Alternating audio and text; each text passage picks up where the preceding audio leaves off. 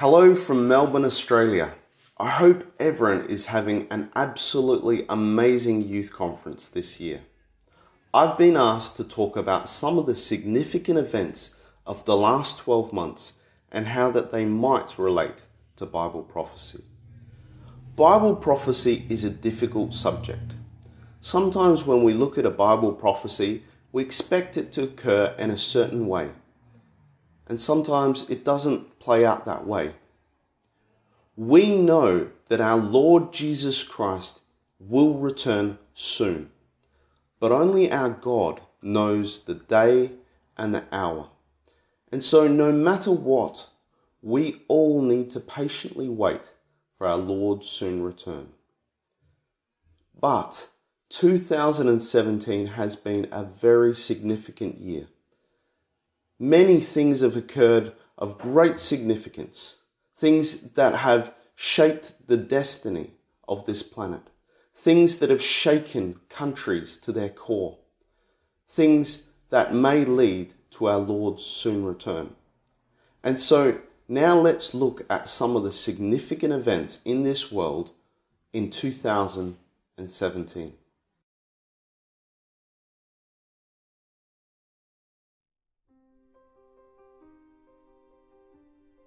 Our world is moving from a state of uncertainty to a state of global instability.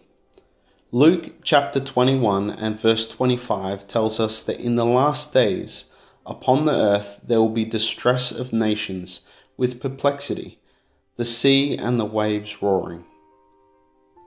This year saw the largest humanitarian crisis since the end of World War II. With over 20 million people facing starvation in Nigeria, Somalia, Southern Sudan, and Yemen. It is the largest combined humanitarian crisis the United Nations has ever had to face since its formation. In Bangladesh, the fastest growing refugee crisis is occurring, with over 600,000 Rohingya people fleeing from neighbouring Burma since August this year. Many have horrifying stories of their villages being burned, family attacked, and even murdered by the Burmese army.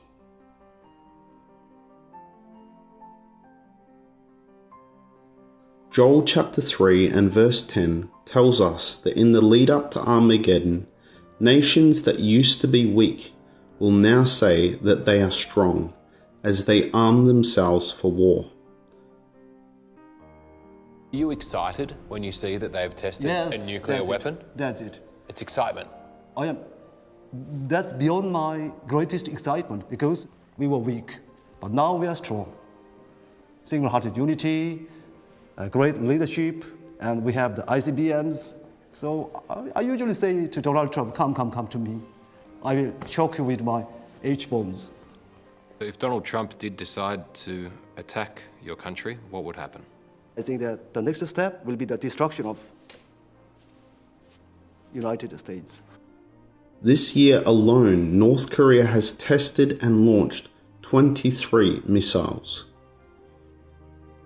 Though this may not be a fulfillment of Bible prophecy, it does show where our world is heading, with many countries increasing their strength and military might. Climate change. Revelation chapter 11 and verse 18 says that God will destroy those that destroy the earth, and our earth is slowly but surely being destroyed. With CO2 emissions soaring, scientists believe that without significant changes to the amount of fossil fuels being consumed, our planet will warm by 3 degrees by the end of the century. This will lead to increased sea levels and warmer oceans, which will lead to higher temperatures and more severe weather events, such as fires, floods, landslides, and typhoons. The refugee crisis. Approximately 150,000 refugees have arrived in Europe this year. which is half the number that arrived last year. So though the peak of the crisis may be over and the arrivals are slowing, many countries have struggled with the massive number of refugees. And now with crime, terrorism, and social unrest on the rise, many governments are changing their position and tightening their borders. No doubt the direct effect of the refugees will spur countries to consider their actions in the future and look to the best possibility for peace in the Middle East to try and ensure what has happened in Syria will not occur again. This may lead to nations to realign themselves with Russia as Russia takes the dominant place as peacekeeper in the Middle East. This year was the 100-year anniversary of the famous Balfour Declaration, a declaration that led to the State of Israel being proclaimed in 1948. But internationally, Jerusalem has never been recognized as Israel's capital. This all changed a few weeks ago when Donald Trump, the President of the United States of America, declared that it would be shifting its embassy from Tel Aviv to Jerusalem in recognition of Jerusalem as the true capital of Israel. This strengthens Israel to take a stronger position over its territory due to the political backing of its strongest ally, the United States of America. But this development could lead to much instability in the region. Already there has been an increase in riots and violence between the Palestinians and Israeli forces.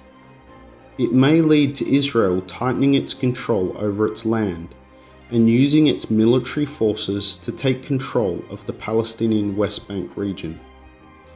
It has also upset many world leaders, notably with Turkey's president saying Mr. Trump has thrown the region into a ring of fire. Hezbollah is a militant group originating from Lebanon. It supports the Palestinians and has stated one of its key objectives is to destroy Israel. Hezbollah is a strong ally of the Assad regime in Syria and is supported by the Shia regime in Iran. Hezbollah has been fighting in the Syrian war against the US-backed rebels, the Kurds, and the Islamic State. They have lost over 2,000 soldiers during the war. But now, as the war against Islamic State closes in, Hezbollah is now turning back to Lebanon and its fight against Israel. And now it has much more weapons and financial backing from Iran. And it would also seem that Hezbollah is not likely to leave Syria anytime soon. Some suggest Assad has become a vassal of the Iranian regime, and so Hezbollah will have free reign in Syria. And so the threat to Israel is coming from all sides.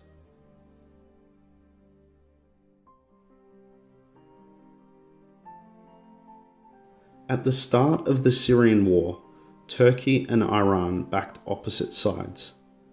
Iran backed Assad and Turkey the rebels fighting against Assad. But Putin has urged Turkey and Iran to put aside their differences and work together to help re-establish Syria and fight against terrorism. This is interesting as it is a significant step to stabilizing the region, and so paints Putin in the light of a true diplomat bringing peace to the region. And so Russia will earn credibility in the Middle East. But it is also a step towards unifying the region of the King of the North found in Bible prophecy, the area of the Seleucid Empire. And so we see a key alliance forming, leading up to Armageddon.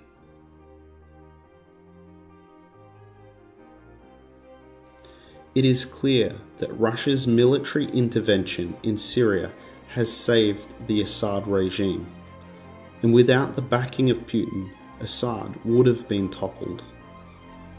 So now Assad and the Syrians owe much to Russia, and Russia is not going to forget their debt anytime soon. Now that Russia is in the Middle East, it is unlikely to leave, and is establishing more military bases in the pretext of stabilizing the region. One such military base Russia is constructing only 85 kilometers from the Golan Heights, Israel's northern border with Syria. This puts Russia in striking distance of Damascus, the capital of Syria, Lebanon, Jordan, and most importantly, Israel.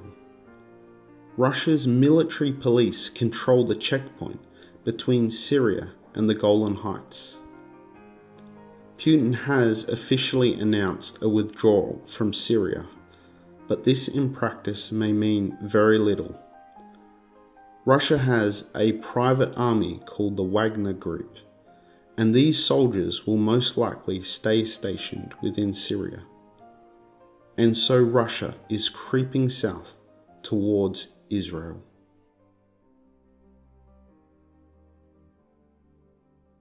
I hope you can see that significant events are occurring and that our world is moving towards a destiny guided by our God. We can see that our world does not have the solutions to the problems that it faces. And our world is rapidly moving towards a point in time in which our God has promised He will step in, and our Lord Jesus Christ will return and take control of our damaged and broken world.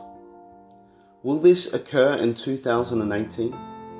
Could it occur in months, weeks, or even days? We do not know for sure. But what we do know is that our hope is true, and that God will fulfill His promises. And so, whatever happens, let's make 2018 a year in which God is at the center of our lives, that we shine as lights in this dark world, and that we keep the hope that we have of our Lord soon coming. May God be with you all.